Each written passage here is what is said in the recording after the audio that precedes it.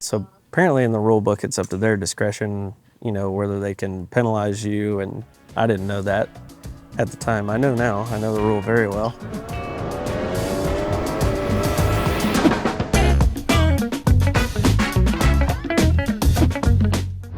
I want to rewind back to Atlanta 2023. Can you tell me what happened in your own words? I've never had that question before. It's the first time. Never in your life. I'm the first person. We are breaking some ground right here.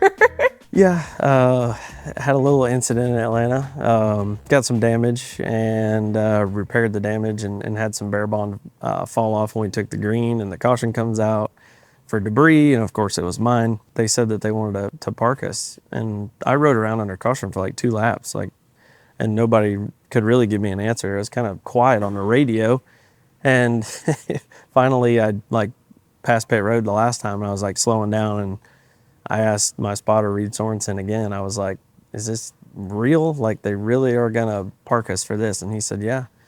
So at that time I was like almost stopped, and it conveniently right in front of the flag stand. I got out and no big deal, and whatever, but I get like halfway across the infield and I hear like all the fans cheering like the race was over, like somebody won the race. I turned around and there's people like, I don't think anybody was sitting down. Like, everybody was standing up, and I was like, well, that escalated quickly. But then once I got back to the pit box or whatever, then they told me I had to go to the hauler, and they actually sent me with 2 cops to the infield care center. Like I was gonna like break out of jail or something. I don't know. So that was pretty cool. A lot of people don't know that part of the story. So yeah, there's 2 cops there, and I asked them, I said, what are y'all doing? They're like, we were just told to follow you. And I was like, oh my God. But I get back to the NASCAR hauler, and I was like, can I change? And they're like, no, you can't change. You just sit right here. So I literally sat in the hauler for like 5 hours, because that was the longest race in world history. And so I didn't know what was going on in the outside world. And when I come out of the side of the hauler after our meeting with Wayne, there was reporters everywhere. I mean, it looked like a Kardashian just come out of a Starbucks. And Wow. yeah, and I was like, this cannot be good.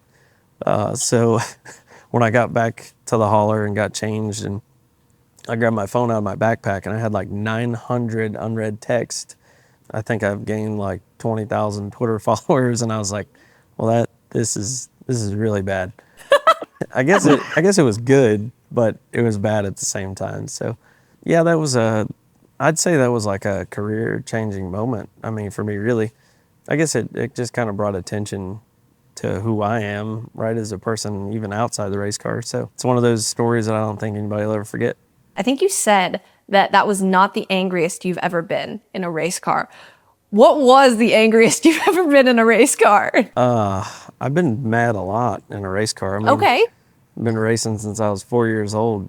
So I don't know. I've been pretty angry. I don't know if I could pinpoint.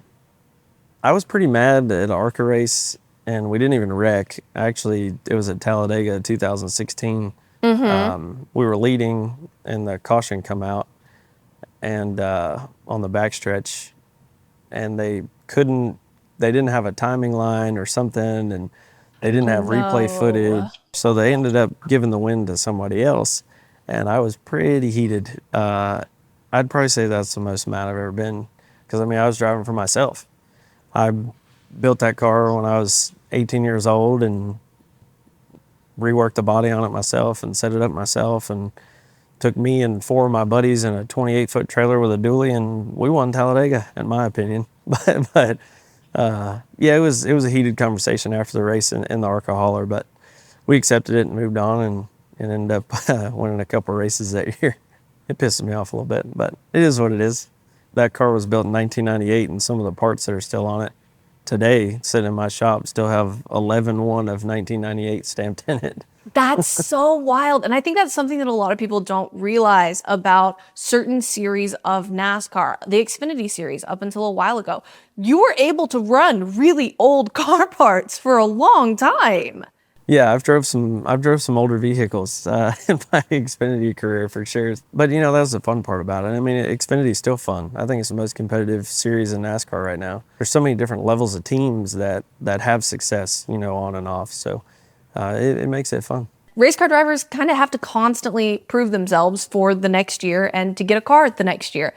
You've done that, and you also help kids do that and come up through the ranks through your own team. So what got you started in doing that? When I lived in Florida, I mean, we were super fast in Legends cars and we won a ton of races all over. And I actually started having people come at me and ask me, for help or whatever when I was younger. And I was like, man, I think I could turn this into like a business.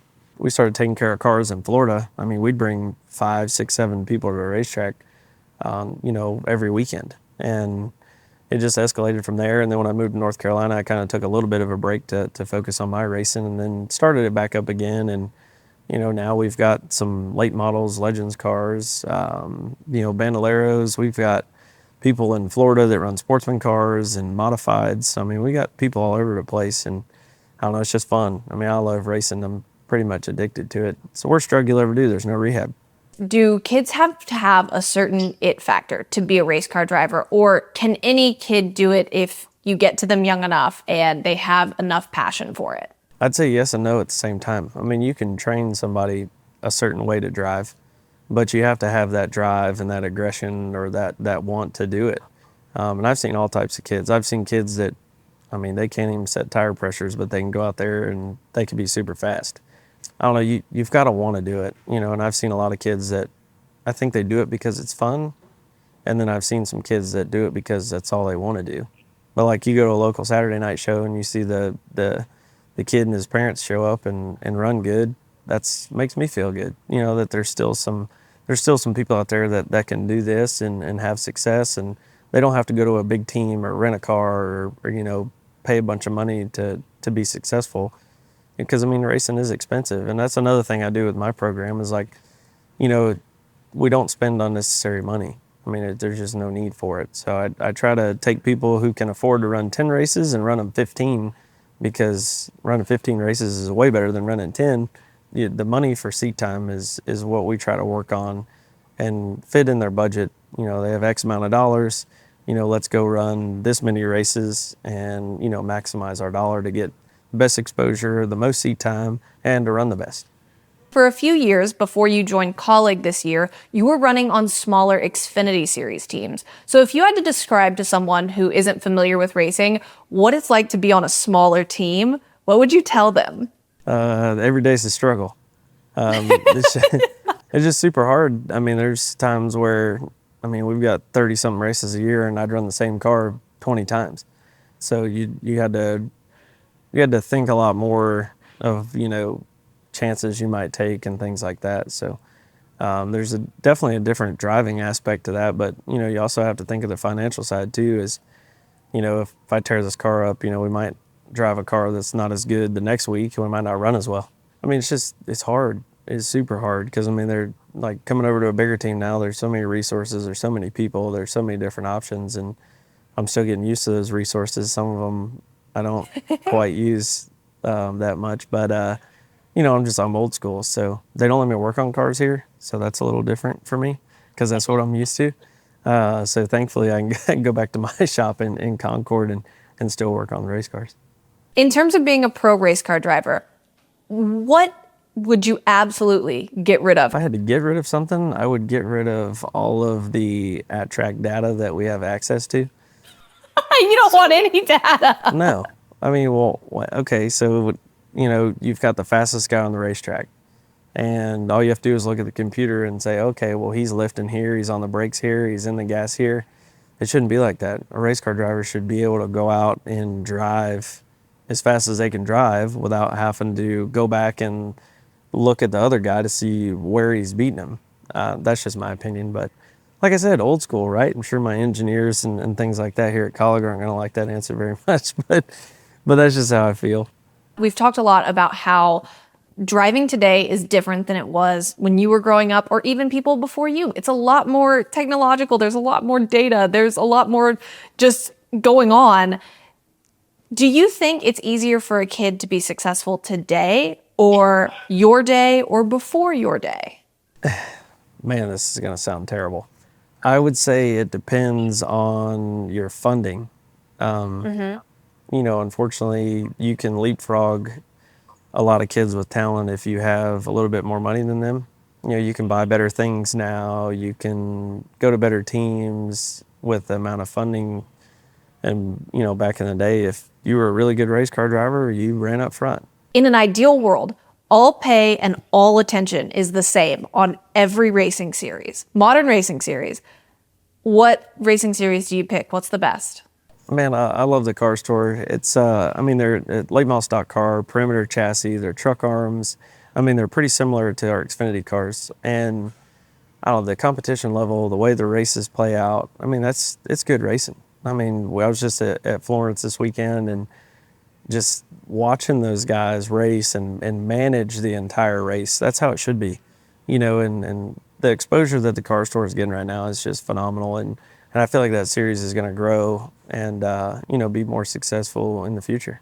What would you hope that people said about you once your driving career was over? I hope they say it was the last old school guy we had left.